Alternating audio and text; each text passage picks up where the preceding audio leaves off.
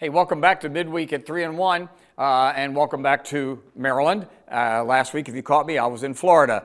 We're closing out our Thriving in Babylon, and Babylon is that place of just total depravity, under the pressure of an evil king, and acknowledging that here we are in a society the same way. Well, thriving in Babylon, one of the assets that Daniel had was wisdom.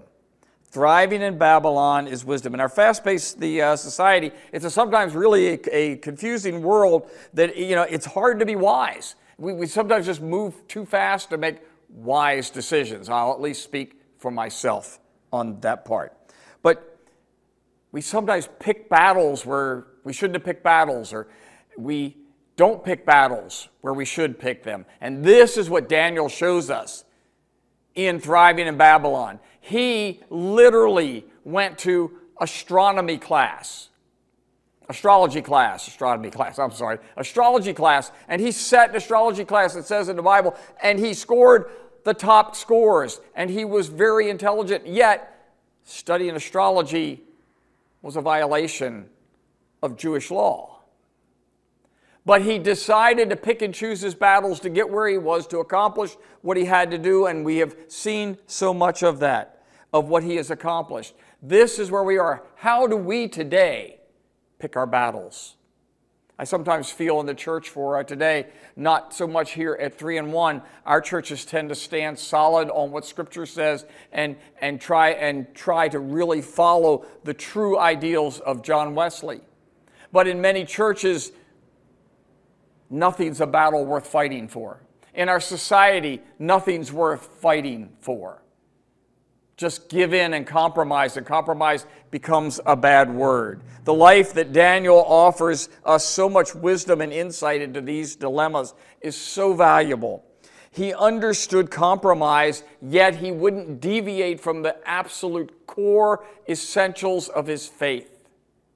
When I was teaching school, we called those the essential, the curriculum in every lesson. This is with a have to. Everything else was extra. And by Daniel, in doing that, he showed his true allegiance to God. He respected others and he offered them kindness, but when asked to directly disobey God, he stood his ground with bravery.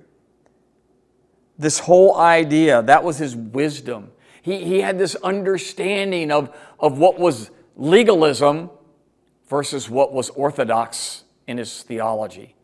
Every Bible verse can make us into legalism. Every Bible verse, even Jesus looked at the Pharisees, and he said, "You basically worry about all this other little stuff, but what comes out of you is just awful." Well, in the end, I want to look at Ezekiel 22. Verses 30, beginning at verse 30, going to 31. I looked for someone who might rebuild the wall of righteousness that guards the land. I searched for someone to stand in the gap in the wall so I wouldn't have to destroy the land, but I found no one. In other words, God was looking for someone to stand for the most important thing, and he found no one. And this is God's response in verse 31. So now I will pour out my fury on them, consuming them with the fire of my anger. I will heap on their heads the full penalty of their sins. I, the sovereign Lord, have spoken. You see, Daniel knew that he could sit in the astrology class and not practice astrology. He knew that he could be trained and to be in the court and serve the king, but not give up his dietary laws.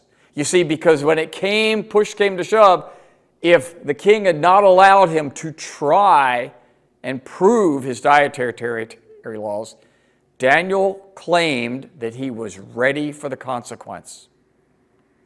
Our wisdom and to do Jesus' work is going to be in the world, but not of the world. This is the wisdom that the church needs today. This is the wisdom that we need in our lives, with our families, our friends, and everyone. What is essential? What is God's basic understanding? When does he call us to stand in the gap? When does he call us to just be there? Daniel teaches us that by thriving in Babylon. Hopefully you will too. If you have comments, please put them at the bottom. Love to answer them. See you next week.